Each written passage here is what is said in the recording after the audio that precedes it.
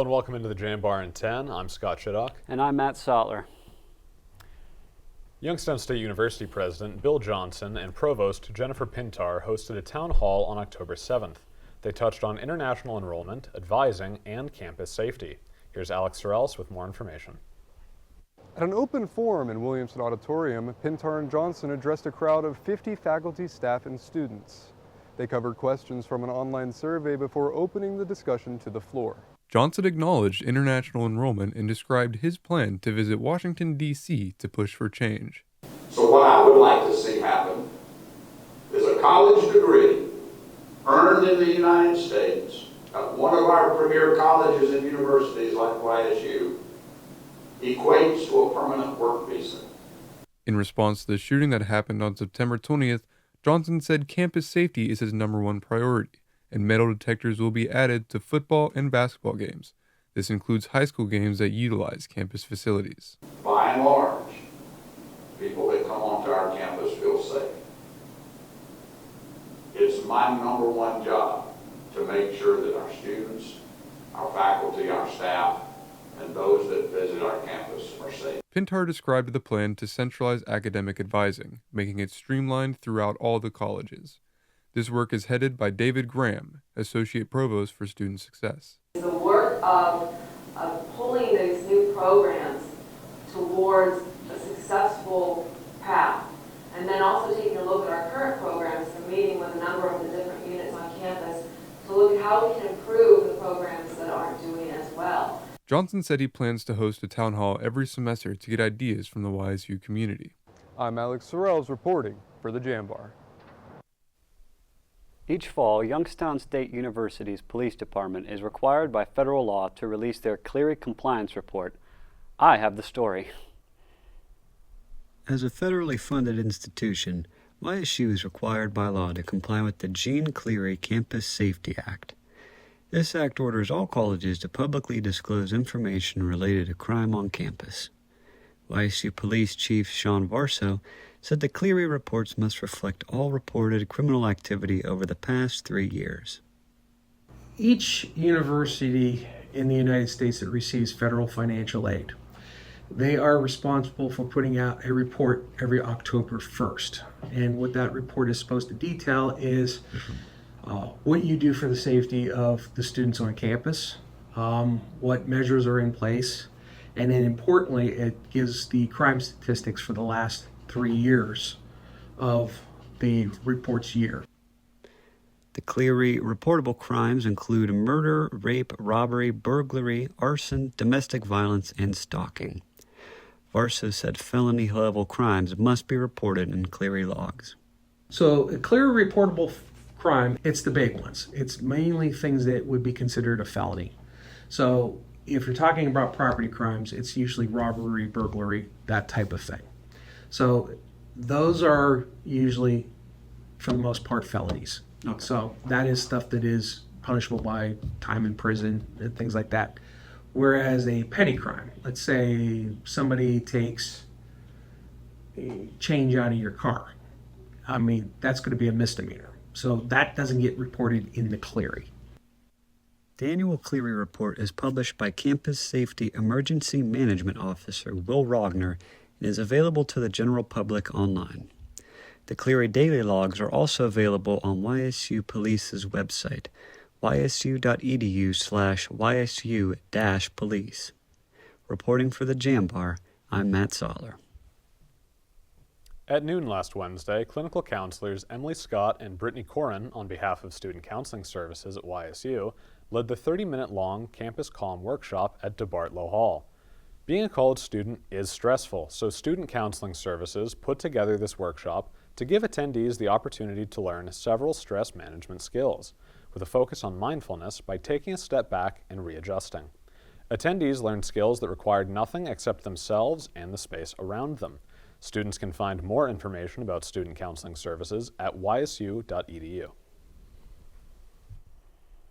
Downtown Youngstown's Penguin City Brewing Company hosted its first ever Youngstown Votes event on Saturday. The event allowed citizens to come and register to vote, as well as giving them a chance to have one-on-one discussions with this year's candidates. Mayor Jamal Tito Brown shared his thoughts on YSU and the city's future. I mean, being a graduate, both my bachelor's and my master's degree from Youngstown State, we've got to create those opportunities for our next generation. Afterward, independent mayoral candidate Derek McDowell talked about the importance of YSU students getting involved in local politics. Some of these folks coming into YSU are here for 4 years, and wherever they're coming from, they might still be registered there, but living here on one of our campus dorms. The encouragement to switch their voter registration for the 4, 5, 6 years that they might be in the city of Youngstown, get engaged with what's locally going on here, and once they start getting a taste of the beauty of the city of Youngstown and its opportunity, we're a diamond in the rough, then they might stick here and stay here. Students can find out more information on voter registration at mahoningcounty.gov. The countdown to Homecoming 2025 has begun, and here's a look at the upcoming events. Homecoming weekend is coming up and includes 3 days of fun events for the YSU community. The festivities kick off on Thursday, October 23rd with the Fall Fire Fest featuring live music from Negative Zen, 19th Paradise, and the YSU Marching Pride. On Friday, October 24th, there will be a Red and White Day Carnival, concert by the Fountain, and silent disco. On Saturday, October 25th, there will be a homecoming parade and the homecoming game where the Penguins face Murray State. The homecoming royalty will be crowned at halftime of that game. Congratulations to the 2025 homecoming court, Mia Carmela Barber, Jabu Sharamba, Nicarlisle Hanchard, Logan Kaminsky, Bella Mijavek, Sophia Myers, Nikechi Onunwar, John Shaw, Helena Thomas, and Nicholas Velez. More details on all of these events can be found on the Student Activities website or the Jambar's website. For the last 2 years, a Cornerstone Community Church in Austintown has been holding its Cornerstone Coffee House Recital Series, and last Thursday marked their 2-year anniversary. Here's Josh Robinson with the story. The Cornerstone Community Church in Austintown celebrated their 2-year anniversary of their Cornerstone Coffee House Recital Series on October 2nd.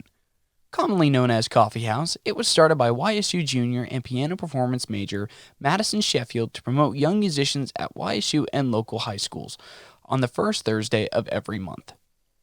The original mission of it was to have a way to promote youth students, especially high school. That was my main target demographic, especially kids going into music school. Sheffield said that Coffee House was made to give students a chance to perform and get familiar with performing in front of live audiences. Pastor of Cornerstone Church, Brad Bloomster, felt that Coffee House is an opportunity to give back to the community. Well, it gives us an opportunity to offer something to the community and invite them into the church, folks that might not otherwise come in through the door. Sheffield and Bloomster have worked together for years and will continue working to make sure that Coffee House is the best it possibly can be for its musicians and its audiences. Sheffield said Coffee House can also be a valuable learning experience for young musicians, as well as something that they can look forward to. Something that you can always look forward to as a young student performer is just the opportunity to practice performing. That's not what a lot of people think about. Student musicians interested in performing at Coffee House can contact the Cornerstone Coffee House Facebook or Instagram, or they can contact Madison Sheffield directly on Instagram at Madison Sheffield Piano or Madison Sheffield on Facebook. Reporting for the Jambar, I'm Josh Robinson. Musician Mark Whalen released his new EP titled Real Fun on May 16th. This EP features a total of 5 songs, with its most popular track being Bobby Wheeler. Whalen grew up around Detroit, Michigan, and at 17 he released his debut EP titled Someone to Be. He attended Wayne State University in Detroit, where he majored in audio engineering. From there he continued to produce 2 albums and his most recent EP. Whalen is also a co-owner of Redshift Recording Studios based in the Detroit metro area. This is where I record all of my own music and my friends' music. But we also are, open to anyone who wants to come in. Whalen already has a new album in the works, which will be a sequel to his 2022 album alongside Nico Bokos. It is hoping to be released in early 2026. Mark Whalen's music can be found on Spotify and Apple Music. For more on Redshift Studios, visit Redshift Recording. YSU presents students with the chance to travel the world. For instance, each December, the anthropology department takes students to the Bahamas. Professor Matt Omansky calls the trip life-changing and says taking one of these trips is important for students. But getting them out, so often the students then get that travel bug and they want to see more and do more. And to me, that's so important in life, to experience the world, experience other cultures. Omansky is holding the 3rd annual Faculty and Concert Scholarship fundraiser October 19th from 5 p.m. to 8 p.m. at Westside Bowl in Youngstown to help students afford the trip. That's about all we have time for you this week on the Jambar In-10. We hope to see you back here next week. I've been Scott Sharrock II. I'm Matt Sautler. Thank you for watching.